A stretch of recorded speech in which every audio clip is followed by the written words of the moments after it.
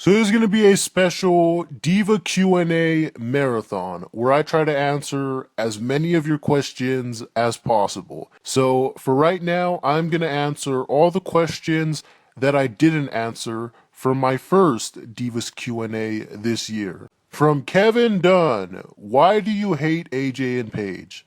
I don't hate AJ and Paige. Hell, I don't even dislike them. I hate this idea that they're the best, because they're not the best.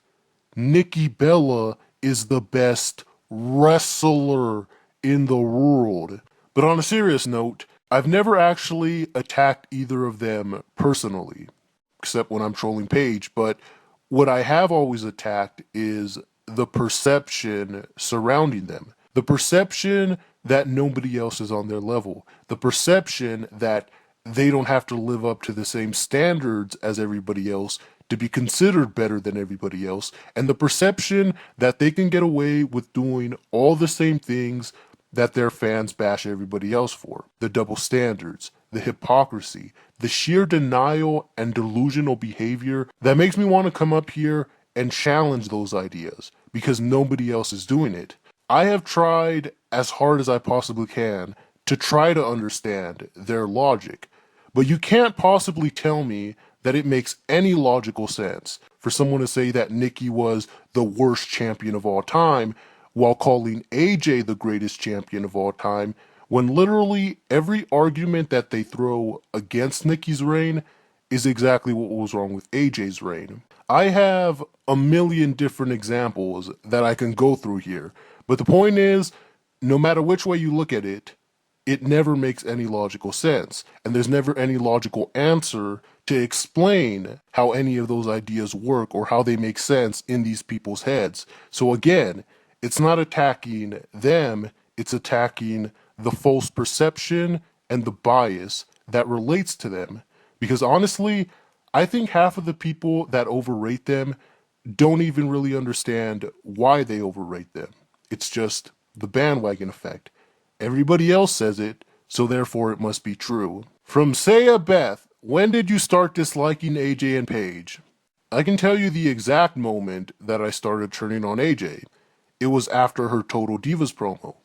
You can look back. Not only did I praise AJ, but I defended AJ on multiple occasions. It wasn't until after her Total Diva promo that her fans started becoming obnoxious. And that's when she started attracting the fake Diva fans. The ones that didn't actually care about the division, they just cared about AJ. So for that whole time period after that, all we got was, screw all the other divas, they should fire all of them except AJ, and then bring Paige up, and then the divas will be saved. So then I looked into Paige's NXT matches to see if she was as good as they said she was, and obviously she wasn't.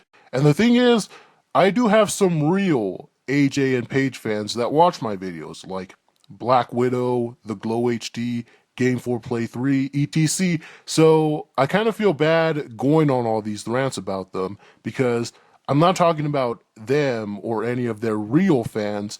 I'm talking about the fake bandwagon fans who bash everybody else besides them. From Nick RH, with everything that's happened recently, do you think the Bella's career is over? I think Nikki could stick around for at least another year or two after this. At least working a lighter schedule. Maybe save all her matches for the pay-per-views with occasional matches on Raw here and there. But don't have her work house shows. And I think she could still give us a good solid final run. What do you think are Alicia Fox's chances of winning the Divas title again? No chance in hell. I've been predicting this since Paige's debut, but it's more apparent now than ever that the only divas that are going to get title reigns from this point forward are the ones that came from NXT. From the Diva Talk channel, which by the way is another great channel for Diva commentary, I suggest you all go subscribe. Where do you see Nikki Bella in 6 years? Well, I mean, that's pretty obvious. Nikki Bella will be standing on the stage, being inducted into the Hall of Fame. From Jean Cortez, what is the best Divas match of 2015? Nikki has had a lot of great matches, so it's hard to narrow it down to the best ones.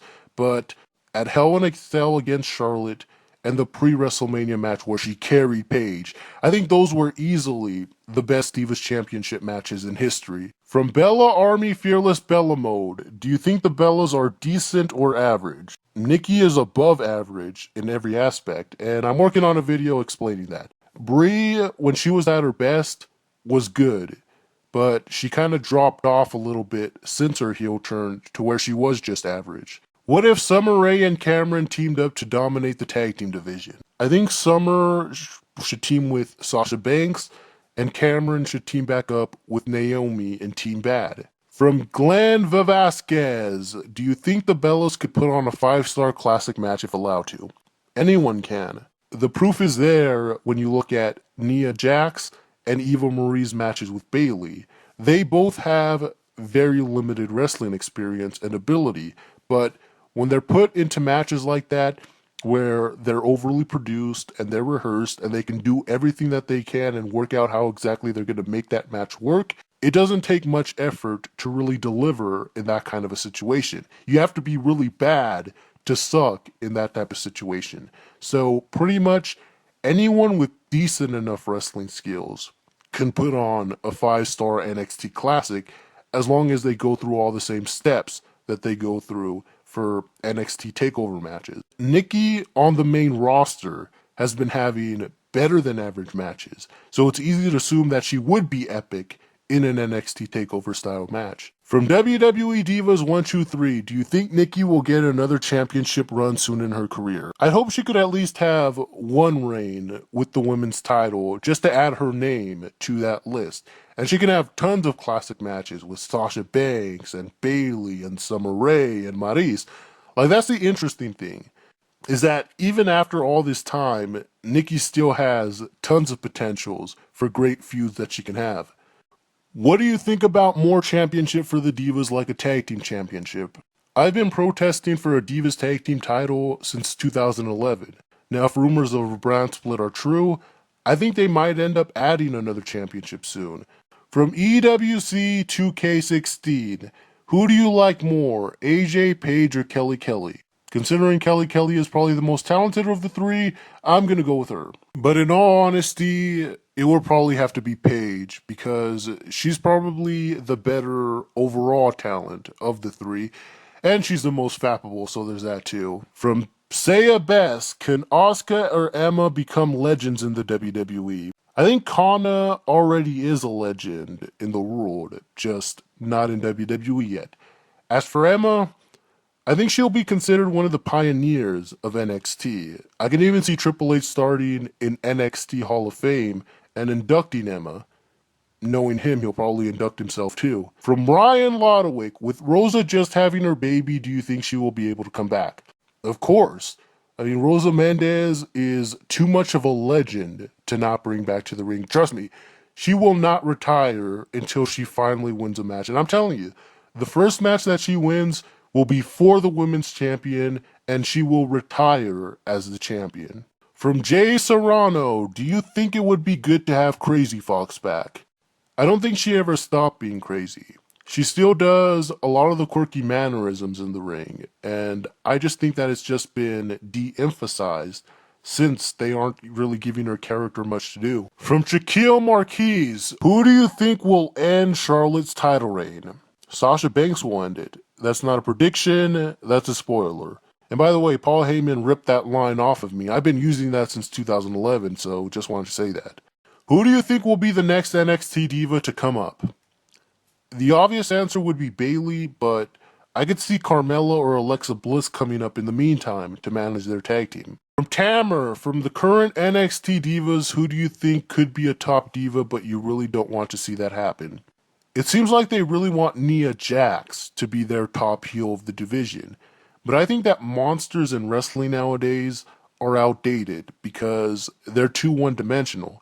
You build them up as unstoppable monsters, have a rising face beat them, and then they quickly become stale and turn into a comedy gimmick. It happens with every monster. In fact, recently that just happened with Rusev. So I think Nia Jax has a very limited ceiling of potential. From Wrestling 786, what are your hopes for the next WWE video game for the Divas? Just like last year, as long as they include every Diva from the main roster and a good chunk from NXT, then it should be good. But what I would really hope for is that we finally get a deeper Legends roster rather than just Trish and Lita like usual. Include all the Hall of Famers. Maybe add Tori, Sable, Stacy, Mickie James, and Melina if possible. I think they're long overdue for a good Legends roster for the Divas. What are your thoughts on Summer Rae having the same character model in 3 WWE video games? Well, aside from her attire, she hasn't really changed much in 3 years, so I guess I don't really have much of a problem with that. I mean, the WWE video games in general are pretty lazy when it comes to that type of stuff, especially with the entrances. I swear, they never update any of the entrances. What are your thoughts on Alicia Fox extending her contract to WWE for 3 years? I think she really must be crazy if she really wants to stick around for that long and continue her job. From WWE fan, where would the Divas division be today if Total Divas was never a hit and the Horsewomen were never given a chance to shine on NXT? The division would probably be in the same state as it was in 2012. Without Total Divas, Vince wouldn't have cared about the division, and without the Horsewomen, Triple H wouldn't have cared. So we wouldn't have had Brie versus Stephanie or the Divas Revolution or anything good like that. From Ahmad Johnson, what do you think about Eva Marie's wrestling skills today? She's still really green, but she's showed plenty of potential. She's got the mannerisms down fine, she's got a little bit of athletic ability, and she can work a decent pace. Now, Omar and I have been saying from day one that Eva doesn't have to be a good wrestler as long as she's decent enough to hold her own. From Jack Bennett, what is your opinion on Liv Morgan? Do you think she has bags of potential? Because I think she's the best diva with the most potential, a beautiful woman who's athletic and has some pretty cool moves. Yeah, I definitely see the potential that you're talking about. She has a good look, she's shown personality, she's athletic, she has good moves. There is potential there. Just have to see a little bit more of her to make more of an analysis. From WWE fan, what are your thoughts on Carmella, and why do people praise Alexa Bliss and Nia Jax, but no one ever praises Carmella? I think that's because Carmella hasn't really done a lot to really stand out. A lot of people see her character as a Sasha Banks knockoff, and in-ring wise, I don't think she's ever done a moonsault or anything that makes people really take notice of what she can do. So it's just a matter of waiting until she does something impressive. From Joshua Figueroa, do you think Amanda/Mandy Rose could be the next Trish Stratus since she has the same background including personality? I can see her having a similar character to Trish, but there's no way she's going to be the next Trish. That would imply that she's going to be the next big star of the company, and I don't think that's going to happen. From BatLZ64, if you could have any diva who didn't have a title reign, which one would it be and why? I think it'd be Tori Wilson. That goes without saying that Tori Wilson was the biggest star to never have the title, so she definitely deserves it. If we're talking about current divas, then it's probably either Naomi or Summer Rae. The interesting thing about that, though, is either Summer Rae or Naomi would make a perfect sense for Sasha to drop the title to after she wins it, since there's a lot of history between both of them. Which of the forgotten divas, Joy, Lena, Savannah, Carmella DeCesare, etc., do you wish could have stayed in WWE longer? Well, I think there's a good reason why most of them are forgotten. Some of them didn't really offer anything to begin with, but the one who I think did offer the most potential was Joy Giovanni. I think she had all the right tools. She connected with the fans pretty well, she was charismatic, and she was a diva who could work perfectly in either a PG or a TV-14 environment. From WWE Gal, what are the top 5 qualities that the perfect diva would need to master?